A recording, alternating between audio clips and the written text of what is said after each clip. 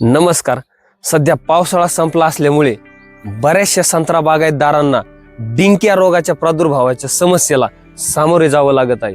तर हा डिंक्या रोग का होतो? या रोगाचा प्रादुर्भाव कलम केलेल्या झाडाच्या सालीच्या आसपास आपल्याला दिसून येतो. याने रोगग्रस्त सालीतून डिंक ओघळताना दिसतो.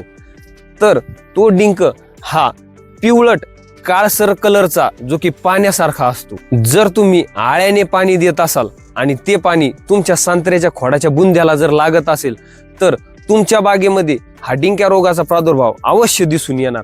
तर त्यासाठी उपाययोजना म्हणून काय करायची आहे, ज्यावेळेस आपण संत्र्याला पाणी देतो त्यावेळी संत्र्याच्या थोड्याशा अंतरावरती आळे करून त्याला दोन्ही साईडनी पाणी द्यायचं आहे.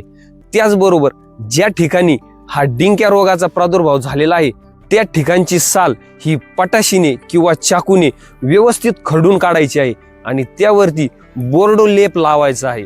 त्यानंतर ठराविक दिवसानंतर त्यामध्ये डिंक्या रोगाचा प्रादुर्भाव होऊ नये म्हणून एका बुरशीनाशकाची फवारणी घ्यायची आहे.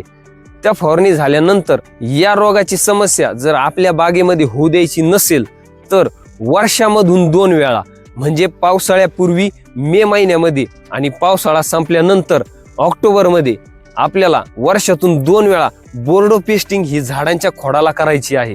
त्याचबरोबर आपण बागेला ज्यावेळी शेणखत घालतो त्यावेळी त्या शेणखतामध्ये ट्रायकोडर्मा व सुडोमोनस मिक्स करून ते खत घालावे, जेणेकरून आपल्या बागेमध्ये आपल्याला कधीच डिंक्या रोगाचा प्रादुर्भाव झालेला दिसून येणार नाही.